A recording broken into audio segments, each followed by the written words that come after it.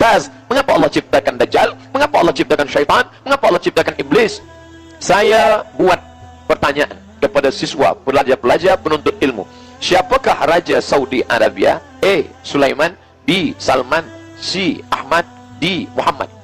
Maka pelajar akan menjawab satu di antara empat. Dia kena pilih, maka dia akan pilih Salman bin Abdul Aziz. Mengapa saya buat Sulaiman? Mengapa saya buat Ahmad? Mengapa saya buat Muhammad? Sebab saya nak uji pelajar saya. Boleh tak ia membezakan mana yang raja sebenar, mana yang bukan, mana yang memimpin Saudi Arabia, mana yang bukan.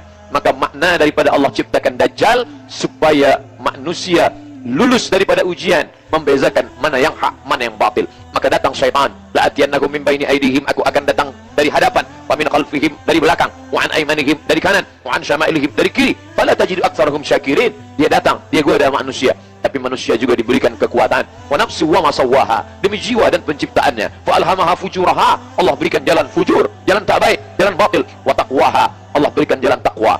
Manakala kita mendapat maklumat bahwa malam ini akan ada tazkirah di masjid yang kita muliakan, kita banggakan, maka dalam hati kita berfikir, datang atau tidak datang, dengar atau tidak dengar, hadir atau tidak hadir. Tapi seorang hamba melawan hawa nafsunya, melawan keinginannya. Kata syaitan, duduklah engkau, tenanglah engkau. Tapi malaikat berbisik, datanglah engkau. Bila engkau hadir di majlis ilmu, majtama'a qaumun fi baitin min buyutillah, sekelompok hamba berkumpul di rumah Allah, yatsluna kitab Allah, membaca ayat-ayat Allah, wa yatadarasuna fi ma bainahum, mengkaji isinya. Duduk berkumpul di rumah Allah, membaca ayat-ayat Allah, mengkaji isinya. Tiga yang dilakukan manusia, empat balasan Allah Subhanahu wa taala. Nazalat alaihimus sakinah, turun ketenangan ke dalam hati. Hafat bihimul malaikah, mereka dikelilingi oleh para malaikat. Wa ghasyat bihimur rahmah, mereka diliputi rahmat Allah. Wa dzakarahumullahu fi man 'indah, maka Allah banggakan mereka kepada para malaikat. Hai malaikat, dulu manakala aku ciptakan mereka, inni ja'ilun fil ardi khalifah, aku ciptakan manusia menjadi khalifah, kalian semuanya marah, kalian bertanya, ataj'alu fiha may yufsidu fiha wa yasfiku dima, mengapa engkau ciptakan mereka ya Allah? Mereka hanya akan berkelahi, mereka hanya akan berperang, mereka hanya akan menumpahkan darah. Tapi saksikanlah wahai para malaikat, malam ini di tengah kesibukan mereka, di tengah letih penat mereka mencari nafkah, tapi masa mati sempat meluangkan masa berkumpul di rumahku, berzikir mengingatku, mengkaji ayat-ayatku, mendengarkan tazkirah hambaku. Mudah-mudahan kita termasuk yang dibanggakan Allah Ta'ala kepada para malaikat. Amin ya rabbal alamin. Mengapa Allah ciptakan ini Dajjal? Ini adalah ujian. Ahasiban nasu ayyutsraku, apakah manusia itu menyangka mereka ayyutsraku, dibiarkan begitu saja? Ayyaqulu amanna, mereka berkata kami beriman, wa hum la yuftanun, padahal mereka belum diuji. Fatana, ujian.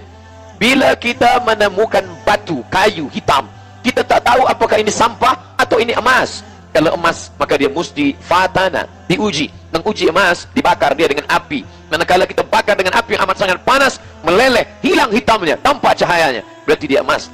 Sedangkan manusia diuji dengan kematian anak, maka saat itu dia bersabar. Diuji dia dengan harta, maka dia bersabar. Diuji dia dengan kehilangan, maka dia tetap bersabar. Tapi manakala diuji dia dengan Dajjal, saat itu dia tidak termasuk orang-orang yang lulus ujian Allah Subhanahu wa ta'ala. Apakah Ustaz Abdul Samad yang memberi tazkirah tentang Dajjal itu lulus daripada najah, berhasil daripada Dajjal? Belum tentu lagi. Kita tetap berdoa kepada Allah, kita tak angkuh dan sombong dan berkata, mana Dajjal itu? Aku lulus daripada ujian Dajjal. La yadkhulul jannah, tak masuk surga. Man kana fi qalbihi, sesiapa sahaja yang dalam hatinya mithqala habatin min khardalin min kibrin, ada sombong sebesar biji sawi, angkuh, semua kerana pertolongan Allah. Andai anak kita yang lucu dan cantik dipuji oleh orang, oh comelnya anak ini, kita berkata alhamdulillah. Ucapan alhamdulillah mengembalikan nikmat ini kepada Allah, menyelamatkan kita daripada hasad, menyelamatkan kita daripada takbur, menyelamatkan daripada penyakit ain. Sebab daripada ain muncul daripada sifat angkuh sombong, sifat iri dan hasad. Maka manakala datang pujian Allah, Masya Allah, ini luar biasa, ini hebat, kita berkata Allahu Akbar, kerana ada yang lebih besar daripada nikmat ini. Siapa dia? Allah. Balikkanlah segala sesuatu kepada Allah.